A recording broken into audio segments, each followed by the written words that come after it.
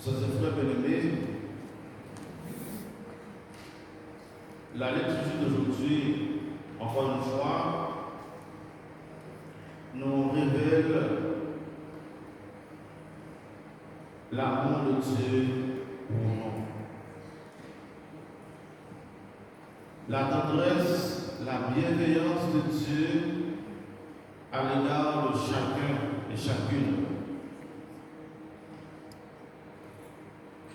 Un Dieu de proximité. Un Dieu qui n'est pas indifférent. Un Dieu qui entend, qui observe, qui voit et qui agit. Depuis l'Ancien Testament, c'est-à-dire avant la venue de Jésus sur la terre, le temps des prophètes, des juges et des patriarches, et surtout à travers Moïse, Dieu développe une relation père et fils avec nous, avec son peuple. Si vous voulez, le peuple choisi, le peuple d'Israël, qui était d'ailleurs le plus petit parmi les autres peuples. Mais Dieu l'avait choisi. Et Dieu a fait de ce peuple un grand peuple. Pas uniquement sur le plan géographique, mais sur le plan spirituel. Dieu se sert de Moïse pour accompagner son peuple. Moïse est devenu, ou bien on peut considérer Moïse comme l'intermédiaire ou le médiateur entre Dieu et le peuple.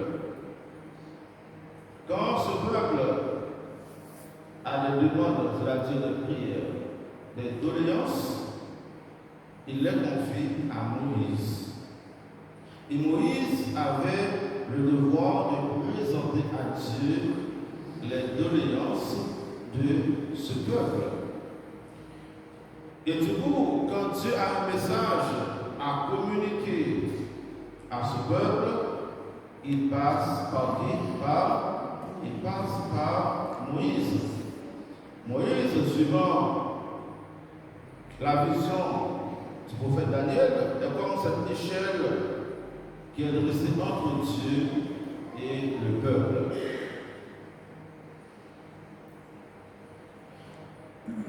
Dieu ne développe pas une relation à distance, une relation virtuelle comme nous le faisons aujourd'hui. Il développe une relation, comme on dit, présentielle. Il se fait présent au milieu de son peuple. Et cette proximité se prolonge et devient encore plus opérationnelle avec Jésus. Jésus, qui est considéré comme l'envoyé du Père, va agir de la même manière. Jésus va exprimer cette même compassion pour le peuple ou encore pour les foules. Et Jésus, de son côté, va utiliser la même pédagogie du Père. Dieu le Père a confié sa mission à Moïse. Et Jésus va confier la même mission aux disciples que nous appelons apôtres, mot qui veut dire envoyés. Toujours dans le souci de prendre soin des uns et des autres. Ce matin nous dit, quand Jésus voit les foules, il fut saisi de compassion. C'est comme Jésus a une douleur, c'est comme les mamans quand ça vous prend aux entrailles, quand vous êtes en présence d'un enfant qui est malade, un enfant qui est en situation difficile, c'est comme le jour de l'accouchement. Et vous ne pouvez pas exprimer cette douleur. Vous ne pouvez pas exprimer ni expliquer cette souffrance. Mais c'est la même chose qui se passe pour Jésus. Jésus, c'est comme une maman qui voit la souffrance, mais qui ne veut pas rester indifférent. Il veut faire quelque chose. Et qu'est-ce qu'il va faire? Il va demander à ses disciples, comme on dit en Guadeloupe, de porter mon œuvre. Voilà, porter mon œuvre. Il y a un besoin, il y a une urgence. On ne peut pas rester dans un coin sans nous occuper de ce peuple-là. Jésus demande aux disciples d'agir comme les services de secours, comme les SAMU, comme les pompiers. Il y a une urgence, il faut agir dans l'immédiat. Donc la mission que Jésus confie à ses disciples, c'est une mission qui émane de la compassion de Jésus pour son peuple, pour les gens de toutes sortes, de toutes situations. Et Jésus donne le contenu de la mission. Autrement dit, Jésus donne l'ordonnance. C'est comme quand vous allez au médecin, en fonction de votre situation, il vous donne une ordonnance. Une goutte dans les 2 yeux matin et soir. Donc il faut respecter l'ordonnance. Et bien Jésus donne une ordonnance aux disciples. Le contenu de la mission. Cette mission, ce n'est pas une mission sans consistance. Ce n'est pas une mission où on peut faire ce qu'on veut. Non, c'est bien défini. Ne prenez pas le chemin qui mène vers les nations païennes et n'entrez dans aucune ville des Samaritains.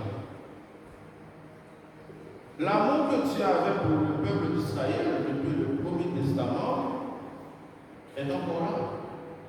C'est vrai, le salut doit toucher chaque nation, chaque peuple, mais d'abord, il faut prendre le temps pour construire la manière, la pédagogie de ce salut. Il faut prendre du temps pour construire quelque chose de bien avant d'aller vers les autres. Mais après la résurrection, Jésus a demandé à ses disciples d'aller partout dans le monde. Mais maintenant, entre-temps, on va rester ici, dans ce cadre. Cela veut dire que, chers amis, dans toute chose, il y a toujours des limites. Et cela doit nous faire penser à la création. Quand Dieu a demandé à Adam et Ève de respecter l'arbre de vie, il y avait une limite à ne pas franchir. Dans nos relations les uns avec les autres, dans notre relation avec Dieu, il y a toujours des limites à ne pas franchir. C'est comme sur la route. On vous demande de rouler à 90 et vous roulez à 120, 150.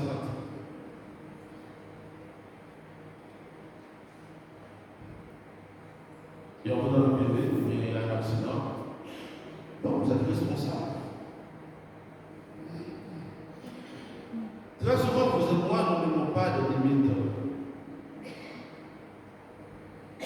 Eh bien, Jésus apprend à ses disciples de respecter les limites. Quelle que soit la mission frères et sœurs bien-aimés, que ce soit dans la vie privée, que ce soit dans la vie publique, que ce soit dans la vie ecclésiale, dans la communauté paroissiale, nous devons respecter les limites. Le curé n'est pas l'évêque. Il y a la confirmation. Le sacrement de la confirmation est réservé à l'évêque. L'évêque peut désigner ce que nous appelons des délégués épiscopaux pour, à sa place, donner le sacrement de la confirmation. De même, il peut aussi choisir de donner cette délégation au curé, mais il a donné à son délégué épiscopal. Donc le curé doit respecter cette limite. Je ne peux pas dire c'est moi le curé, eh bien je ne vais pas avertir l'évêque. Non. Et c'est la même chose dans les chorales, dans les ministères. Parfois le curé donne une ordonnance, il vous donne une orientation, un contenu, et après vous voulez agir en dehors de l'ordre établi. Vous voulez faire ce que vous voulez. Non, ça ce n'est pas l'Église. Et les disciples, ils ont tenu de respecter la prescription du Maître. Et c'est ce qui nous fait entrer dans la communion de l'Église. Ça ne fait pas de moi, je ne sais pas comment on peut le dire, un prêtre à moitié parce que je ne savais pas la confirmation. Non, au contraire, cela me permet de vivre cette communion avec mon évêque. Et l'évêque doit vivre cette même communion avec le pape.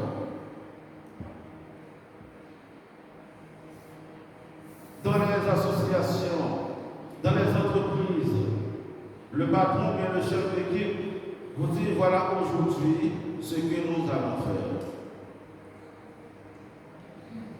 Bien, on écoute ce que dit le chef. C'est lui qui a reçu l'ordre, c'est lui qui a reçu la mission de diriger tel ou tel service. Même si toi tu as tes propres idées, il n'y a pas de souci. Mais il faut savoir entrer dans la logique du chef. Le chef n'est pas là pour écraser. Le chef est celui qui est là pour faire grandir. C'est ça, la définition du beau chef. Jésus est maître, il est chef de son église. Ce n'est pas un maître, un chef qui est là pour écraser, pour piétiner. C'est un maître, c'est un chef qui est là pour ordonner les choses. Pour dire, voilà comment on va organiser le service. C'est comme pour la Coupe du Monde. Il y a un entraîneur, un coach. Il revient à lui de désigner les joueurs. Même s'il y a le président du club, ou bien je ne sais pas, mais il revient à l'entraîneur de désigner qui peut faire quoi dans l'équipe. Et il revient au coach de donner aux joueurs, même si tu es talentueux, tu es un génie, mais tu dois respecter les consignes du coach. Sinon, ça ne sert à rien. Même si tu es un génie, même si tu as les potentialités, si tu ne respectes pas les consignes du coach, eh bien, après on va te mettre de côté.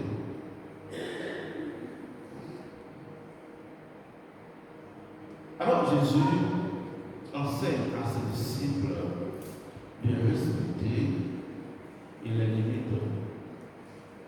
Les limites ne font pas de nous des hommes ou des femmes à moitié. Au contraire, c'est comme quand dans nos familles nous donnons de petits règlements à nos enfants. On apprend aux enfants à respecter certaines règles. C'est pour leur bonheur. C'est pour aider à l'enfant de grandir. C'est pour permettre à l'enfant de savoir organiser sa vie. Aujourd'hui, eh bien, on fait ça. Demain, on fait ça. C'est étape par étape. Comme on dit en anglais, step by step. On n'est pas pressé. Mais Jésus apprend à ses disciples à agir dans l'ordre, à savoir comment organiser la mission pour qu'il n'y ait pas de dysfonctionnement dans la mission. Mais aujourd'hui, nous sommes invités, frères et sœurs, à reconnaître que nous ne sommes pas le maître de la mission.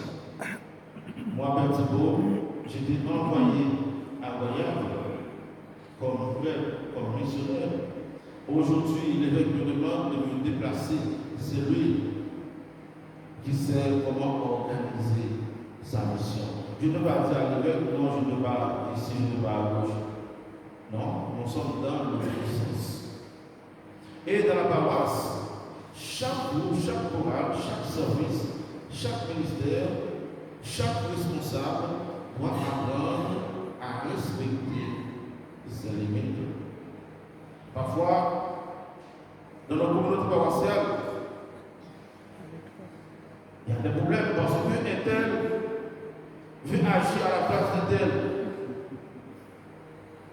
Il y a des responsables qui veulent étendre leurs ailes sur tous les ministères. Mais ce n'est pas bon. Cela va créer de la frustration. Moi, comme curé, je donne une responsabilité. Je respecte la personne dans sa responsabilité. Je ne suis pas sacristain. Pas parce que je suis curé, je vais entrer dans la pièce de la sacristie comme je veux, pour déplacer les choses comme je veux. Non. Si je veux dire quelque chose, je demande à Marlène ou à Yves. Parce qu'ils ont la responsabilité d'organiser la sacristie. Ça ne fait pas de moi un prêtre de moins. Au contraire, cela me permet de grandir. Et bien de la communauté, quand je suis donné, cette communauté paroissiale, nous devons apprendre à respecter les limites. Tu es responsable des lecteurs, tu t'occupes des lecteurs. Tu es responsable de la chorale, tu t'occupes de la chorale. Mais ne cherche pas à influencer le service des autres, ne cherche pas à t'imposer dans le service des autres. Cela crée des frustrations.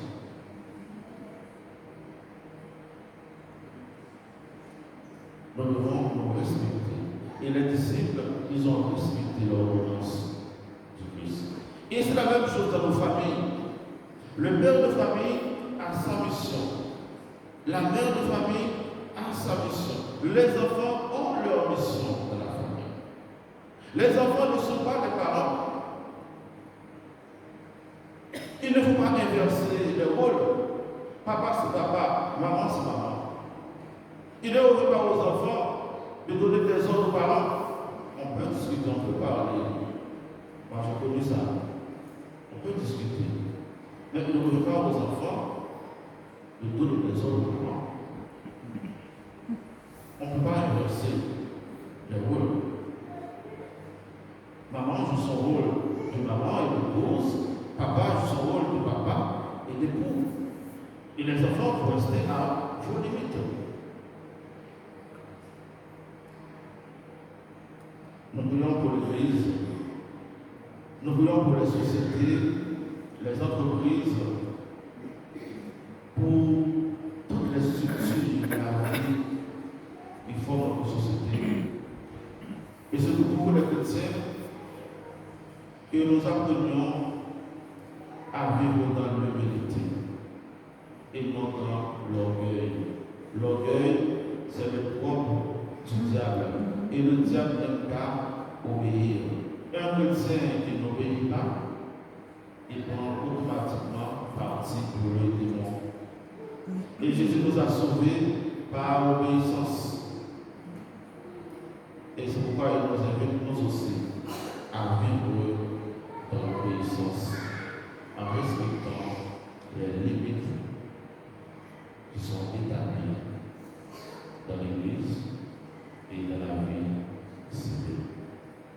Que Dieu nous bénisse. Au nom du Père et du Fils et du Saint-Esprit.